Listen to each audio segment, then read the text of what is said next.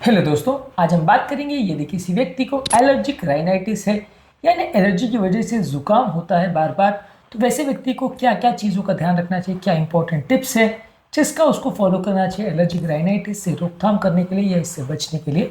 Topic important है क्योंकि allergic rhinitis काफ़ी कॉमन है, काफ़ी ज़्यादा लोग को इससे संबंधित प्रॉब्लम्स आती है और जिनको आती है बहुत ज़्यादा परेशान करती है। आज बात करेंगे कुछ यूज़फुल टिप्स के बारे में जो इस मामले में आपकी मदद कर सकते हैं। टॉपिक पर जाने से पहले जो लोग हमारे चैनल पर नए हैं, मैं रिक्वेस्ट करूंगा चैनल को सब्सक्राइब करें, वीडियोस को लाइक करें, शेयर करें, फॉलो करें, कमेंट करें, पूरा देखें। टॉपिक इंपॉर्टेंट है, इसे एंड तक देखिएगा। चलिए शुरू करते हैं।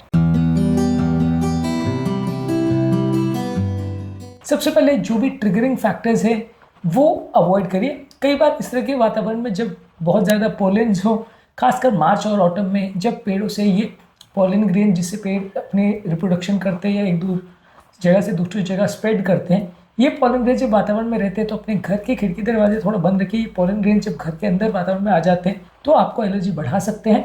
एयर प्यूरिफायर्स का प्रयोग आप कर सकते हैं, प्रॉपर एयर कंडीशन घर का प्रयोग कर सकते हैं जिसमें एयर फिल्टर्स हो, ताकि आपको इस तरह के पोलेंस और डस्ट पार्टिकल्स का सामना ना करना पड़े।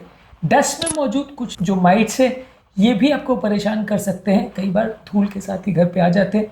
इसके लिए कोशिश करिए कि अपने घर के बिस्तरों को एटलीस्ट हफ्ते में एक बार वॉश करिए। घर के अंदर बिस्तरों में भी कई बार ये डस्ट माइट्स बैठ जाते हैं और अगर लंबे समय तक आप इनको क्लीन नहीं करेंगे तो एलर्जी का प्रॉब्लम बढ़ सकता है। गर्म पानी से अपने बिस्तरों को साफ कर सकते हैं, बेडिंग्स को साफ कर सकते हैं, या ऐसे मैट्रेस कवर्स का प्रयोग कर सकते हैं जिस पर धूल बैठे ही ना, या ऐसे कारपेट्स का प्रयोग कर सकते हैं जिस पे धूल ना बैठे। तो इस तरह की चीज़ों का आप प्रयोग कर सकते हैं जिससे घर में बहुत ज़्यादा डस्ट माइट्स ना बैठे। जितना ज़्यादा घर में धूल होगा या माइट्स होगा उतना एलर्जी होगा।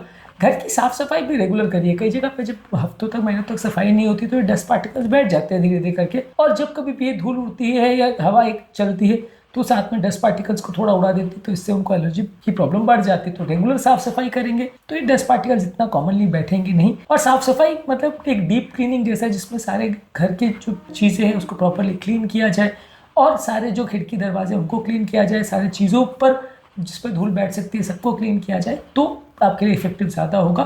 यदि धूल घर पर ज़्यादा रहेगी तो आपको प्रॉब्लम ज़्यादा होगी। इसके अलावा आइडियल तो एक सिचुएशन है कि घर पर कोई पेट्स या जानवर नहीं होना चाहिए क्योंकि उनके बालों से कई बार प्रॉब्लम आ सकती है, या एटलीस्ट वो हो भी तो जिस व्यक्ति को एलर्जी का प्रॉब्लम है उसके संपर्क में नहीं आना चाहिए, उसके बेडरूम से दूर रहना चाहिए। उनको रेगुलरली क्लीन करिए, उनको प्रॉपरली बात करवाइए और कोशिश करिए कि घर पर हेपा फिल्टर वगैरह का प्रयोग करें ताकि इस तरह के पार्टिकुलेट मैटर घर के वातावरण में या एयर में ना रहें, और एटलीस्ट बाहर से भी किसी और जानवर के बाल या उनके ओवरऑल पार्टिकल्स जो है वो घर के अंदर ना आ जाए, क्योंकि इनसे भी काफ़ी लोग को एलर्जी होती है। इसके अलावा घर पर मौजूद फंगस या मोल्ड भी कई बार कर सकता है। घर में लीकेजेस नहीं होनी चाहिए। डैम्प एरियाज को रेगुलरली क्लीन करिए। घर पे ह्यूमिडिफायर का प्रयोग करिए। घर पर जो है ह्यूमिडिटी अगर ज़्यादा रहेगी तो फंगस ज़्यादा ग्रो कर सकता है, इससे एलर्जी बढ़ सकती है।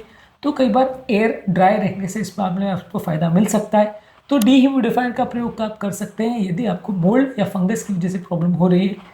इसके अलावा घर पर कोई स्मोकिंग ना करे या आसपास से भी कहीं स्मोक ना है। आप खुद भी ना स्मोकिंग करिए, कोई टोबैको का प्रयोग मत करिए, और केमिकल वगैरह के फ्यूम्स या इंडस्ट्रियल फ्यूम्स या कहीं से धुआं धूल नहीं आना चाहिए घर पर, नहीं तो आपको एलर्जी का प्रॉब्लम ज़्यादा होगा। इसके अलावा घर पर क्लीनिंग के लिए झाड़ू या डस्टर्स के बदले वैक्यूम्स का प्रयोग करिए क्योंकि उसमें सारा धूल अंदर सक कर लेते हैं। घर पर हेपा फिल्टर का प्रयोग करिए, ये भी कंपेरेटिवली थोड़ा चीज़ों को क्लीन रखने में मदद करते हैं। घर पर कोई स्टफ टॉयज, कोई हेवी ड्रेप्स या अपहोल्स्ट्री वाले फर्नीचर्स का प्रयोग मत करिए। ये सारी चीज़ों में कई बार एलर्जी करने वाले पार्टिकल्स फंस जाते हैं जिसकी वजह से आपको प्रॉब्लम्स हो सकती है। इसके अलावा जब कभी भी आप बाहर से घर आओ तो अपने हाथों को क्लीन करिए और अपने कपड़े बदल लीजिए। कई बार आप बाहर से जब घर में आते हो तो आपके हाथों में और आपके कपड़ों में ये एलर्जी करने वाले पार्टिकुलेट मैटर बैठ जाते हैं जिसकी वजह से एलर्जी की प्रॉब्लम ज़्यादा होती है। तो इसके संपर्क से बचें और बार बार स्नान करें। इससे आपके जब भी बाहर से आप घर पर आए तो स्नान करेंगे तो इससे कंपेरेटिवली जो पार्टिकल्स आपके शरीर पर या कपड़ों में बैठ गए वो निकल जाएंगे। इसके अलावा यदि आपको अगर सिम्टम्स हो रहे हैं तो सिम्टम्स को मैनेज करने के लिए अपने नाक को सलाइन स्प्रे से क्लीन करिए, या नेटी पॉट आता है इससे आप क्लीन कर सकते हैं ताकि नेजल पैसेज में अगर कोई पार्टिकल मैटर बैठ गए तो क्लीन हो जाए, इससे वजह से जुकाम ना आए। इसके अलावा एंटी हिस्टामिनिक दवाइयों का प्रयोग कर सकते हैं जैसे लोराटिडिन, सेट्रिजिन या फेक्सोफेनिडिन, ये आपकी एलर्जी को कम करेंगे।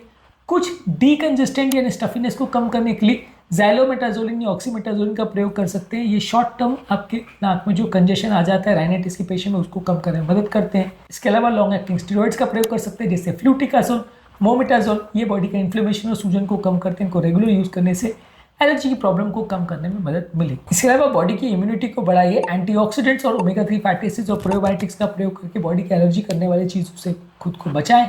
बॉडी का हाइड्रेशन प्रॉपर मेंटेन करिए, पानी ज़्यादा मात्रा में पीजिए। इससे आपका म्यूकस सिक्रेशन थोड़ा मॉइस्ट रहेगा और इससे आपको कई बार एलर्जी उतना नहीं होगा।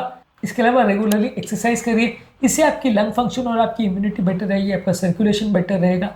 जिन लोगों को मानसिक तनाव है उसको कम करने के लिए योगा, मेडिटेशन, प्राणायाम, डीप ब्रीथिंग एक्सरसाइज, ये सारी चीज़ें कर सकते हैं। मेंटल स्ट्रेस लेवल्स कम होने से भी आपका एलर्जी थोड़ा कम हो जाएगा। इसके अलावा इम्यूनोथेरेपी आती है जो आपकी एलर्जेंस के प्रति सेंसिटिविटी को कम करता है, उसका प्रयोग कर सकते हैं।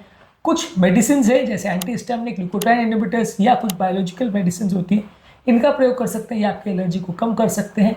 और बेस्ट तो ये है कि ये सारी मेडिसिन का प्रयोग करने के लिए आप किसी एलर्जी स्पेशलिस्ट या किसी नाक कान गले के डॉक्टर से मिलिए, वो आपको गाइड करेंगे कैसे चीज़ों को मैनेज करना है। आज के टॉपिक में हमने बात करी, यदि किसी व्यक्ति को एलर्जिक राइनाइटिस का प्रॉब्लम है तो क्या क्या चीज़ें उसकी करनी चाहिए, क्या क्या टिप्स उसको फॉलो करने चाहिए ताकि एलर्जी की प्रॉब्लम कम हो और इस तरह के उसको इश्यूज ज़्यादा ना आए और उसकी प्रॉब्लम्स कुछ हद तक कम हो जाए। ज़्यादातर एलर्जन से खुद को बचाना और उसके एक्सपोजर्स को अवॉइड करना, घर को क्लीन रखना, ये सारी चीज़ें ज़्यादा इंपॉर्टेंट है। ये सारी चीज़ों करने से कुछ सिग्निफिकेंट आपको मदद मिलेगी। एलर्जी को कम करने के लिए क्या बेस्ट फूड प्रोडक्ट्स है, क्या वर्स्ट फूड प्रोडक्ट्स है और बाकी क्या क्या चीज़ों का ध्यान रखना है, उस पर भी हमने अलग अलग वीडियोस किए, इनको ज़रूर चेकआउट करें। टॉपिक एंड करने से पहले जो लोग हमारे चैनल पर नए हैं उन्हें रिक्वेस्ट करूँगा कि चैनल को सब्सक्राइब करें, वीडियोज़ को लाइक करें, शेयर करें, फॉलो करें, कमेंट करें पूरा।